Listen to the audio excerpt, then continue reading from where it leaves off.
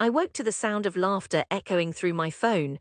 Notifications popped up so quickly I could barely keep track, dozens, then hundreds, buzzing with the merciless urgency of a city morning. A video of me, eyes shining and hopeful, was everywhere. There I was, standing at my aunt's birthday party, explaining my dream to become a game developer. I want to build virtual worlds, ones that connect people, that give us something beautiful to escape into. The video captured only the start of my ramble. Then came my cousin Gabriel's booming voice. "Ah, Pedro, the next Bill Gates of video games. Let's see if he can even fix the family Wi-Fi." Laughter erupted all around. Someone zoomed the camera to my pale, embarrassed face. That was the part that got turned into a meme, repeated and dissected on every family WhatsApp, and posted to Instagram stories with crying laughing emojis. It reached beyond my family. Friends of friends posted it to their feeds. "Já penso olhaço o Pedro Gamer," one caption read, overlaid with a pixelated crown doodled on my head and Mario sound effects dubbed in. Even Paulo, my old neighbor, joined in. At least he isn't trying to be a football star like everyone else. At work, my coworkers played it on the office TV, chortling each time my cheeks flushed. That's how everyone in the neighborhood, my street in Villa Mariana, half of my university classmates, the cart vendor down the corner, got wind of Pedro and his crazy dream. People who'd never looked at me twice would nudge each other as I passed. The next week, my little sister handed me a drawing, stick figure Pedro holding a giant PlayStation controller. She meant well, but the message stuck. "You're a joke." The hurt sat inside me, raw and constant, unnoticed by everyone except for my mother. She would make my morning coffee a little sweeter, a silent apology for the world's brashness. But the sting of viral ridicule is a private burn, and while she never said a word against me, she never defended me either. School was no different.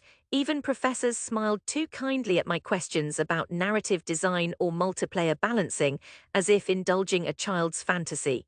If I ever mentioned interning at an indie studio, someone would invariably ask, "Shouldn't you focus on something more secure?" My father's voice rang in my memory. "Secure, Pedro. Not everybody gets to chase their dream." For a long while it seemed like he wasn't wrong. There was one night I remember with perfect clarity. It was after a long day, class, my part-time job restocking at a local supermercado, and then 2 hours debugging prototype code that kept crashing. I was hunched over my laptop at the Formiga Cafe, the only spot with late Wi-Fi and uneven tables. My phone dinged. It was a message from Gabriel. "You still on your spaceship, bro?" LOL, he'd tagged me under the viral video again just to revive it. It was raining outside. On the window, fat droplets were tracing slow, erratic paths. Across the room, a couple was arguing quietly. I caught my reflection in the glass, tired hair sticking up, eyes circled with exhaustion. I felt small enough to vanish, but I kept pushing. I joined an online community for aspiring devs, people from Turkey, the States, Russia, where nobody cared about my last name or family. We swapped code, played each other's betas, celebrated tiny milestones. I poured every spare minute into my first project, a clumsy, bug-ridden game inspired by São Paulo's buzzing streets called Run de Rua. My friends from the global Discord played it, gave pointed feedback, encouraged me even when I returned to square one again and again. I'll never forget when I showed Run de Rua to my mother. She squinted at the screen. She didn't understand video games, but she saw the way my fingers trembled with pride and anxiety. "Ta bonito filho," she murmured and gave me a watery smile. "Muito bonito." She was the only one back then. I tried showing it to my father, but he only glanced up from the game on TV, nodding in that distracted way. "So when will you get a real job, Pedro?" That was the last time I brought it up at home. Living in São Paulo is like being plugged into electricity. The city never stops. Buses honk at 3 in the morning, neon signs flicker on 12-story buildings, dogs bark, neighbors argue, smells of fried pastel and diesel fill every crack. Sometimes it felt like the city was barreling ahead, leaving me pressed up against a window with nothing but code, dreams, and the distant sound of laughter in my ears. Years passed. I graduated, though my diploma in computer science felt like a pale shadow of what I really wanted. I cycled through a string of dull programming jobs, swallowing the bitterness as I watched friends accept high-paying corporate placements, buy cars, start posting photos in fancy restaurants. I was saving every cent, not for a car, but so I could afford just one more year chasing the dream. Late at night, I built worlds in my cramped apartment, walls covered in scribbled diagrams. I compared Brazilian apartment windows for textured accuracy, recorded street sounds for authenticity. I wanted the game to feel like São Paulo, not just to look like the city, but to carry its chaos and beauty in every pixel. I entered Run de Roer in competitions, submitted it to publishers. Rejections came quick and polite, promising style but too risky for our market, or worse, silence. Maury memes surfaced when my name cropped up on a minor local tech forum. "Still going, Pedro," someone commented. I stopped replying. Then one June morning, overcast Sao Paulo's famous cold drizzle settling in, I received an email that changed everything. Subject: Run de Roer Award finalist. The Indie Realms Festival in California had picked my game. They wanted me to present not a cash prize, but all travel was covered, and I could show Run de Roer to thousands of players and industry insiders. I ran 6 blocks in the rain that night, grinning and sobbing and soaking wet. For the first time, I felt like the city was running with me, not over me.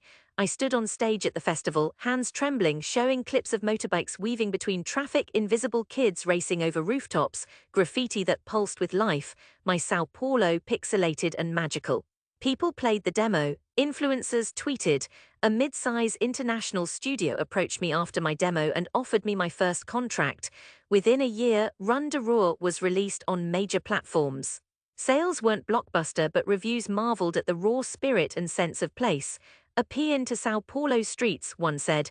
"A game that finally speaks to the soul of Brazil," wrote another. I received fan messages from strangers. Gamers sent me clips, drawings of their own characters running in my world.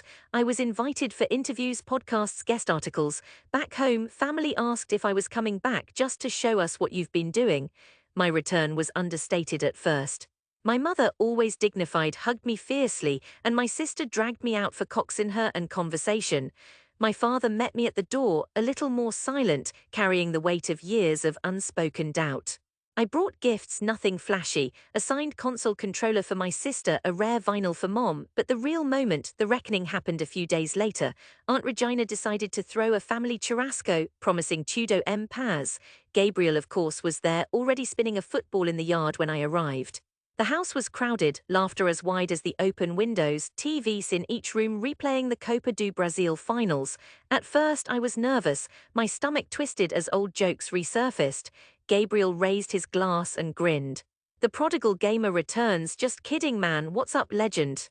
Others gathered, uncles and cousins, all eager for stories. I answered their questions, the same ones. "How's California? Is it true you met big YouTubers? Game money must be good, huh?" Each conversation darted away from the old days, as if afraid to catch some lingering embarrassment. It was Aunt Regina who set the stage. "Everyone come see," she said mid-afternoon, waving her phone in the air. "The TV's got Pedro's game." At first I assumed she was bluffing. But she connected the living room TV to her streaming box, and after a clumsy shuffle of remotes, the familiar neon logo of Run de Roer filled the screen. A hush settled over the living room, breaking only for the sizzle of sausage on the grill. My heart pounded in my ears as Gabriel plopped onto the couch, controller in hand. My sister elbowed him aside, nagging him to let her try. Aunt Regina adjusted the brightness. Play began. They were laughing at first at the crowded characters sprinting down exaggerated Paulista Ave, just like the mornings my cousins and I had jostled for space on the 701U bus. But as they played through levels, recognition dawned on their faces. Mottled grey sidewalks, stray dogs, graffiti tags, the streets they grew up on, risen from memory to digital life. My uncle paused, open-mouthed. "Isn't that familiar Lima's Bakery?" My father watched from the armchair, silent, hands folded. Occasionally he glanced at me, his face reading something I hadn't seen since I was a child, pride maybe, or surprise at his own lack of faith. As they reached the boss level in Muka, a little girl, the digital stand-in for my sister, darted past traffic jams. The tiniest smile crept onto my mother's lips. "Such a smart menina. She jumps over everything," she whispered, a tear catching in her voice. Then my cousin Pablo, famously skeptical, blurted, "Tar vendo Gabriel, our Pedro made this. Look, the whole city here." For a long moment the laughter was gentle, not mocking, just awe. Gabriel was the last to hand off the controller. He studied the game quietly, then looked up. "Bro, you really did it. You put our world on the map." There was an apology in his voice that didn't need saying. As night fell, we spilled onto the balcony, neighbors pausing on the street below. Someone must have told them. That's Pedro, the one on TV, the one who made that game with São Paulo in it. I heard whispered pride laced with names. He's Dona Marlene's boy. I straightened, no longer shrinking inside myself. We ate, we drank, stories flowed easier than before. Someone put on old samba records, and for hours the air was thick with smoke and music, and finally, belonging. Later, when only a handful of us remained, I took a quiet walk down our block. The city still buzzed with distant engines and laughter, but something inside me had stilled. I had run so far for so long, trying to prove myself to a world that rewarded skepticism more than dreams. And now, with my game flickering behind apartment windows, with my family gathered not to laugh but to marvel, I realized success was never just about making it out. It was about returning, showing what I'd built and seeing the light in their eyes. By the time I drifted home, the sunrise was cracking over Bella Vista, washing pink over concrete. I passed street sweepers, kids with backpacks, the scent of fresh pão de queijo mixing with city dust. São Paulo was awake, my city, my world, woven into the fabric of my work, my hurt, my pride. I stood on my doorstep, the laughter of my family echoing through the building, and let myself smile wide open, unafraid. I had put my city on the map, yes, but more than that, I'd finally come home.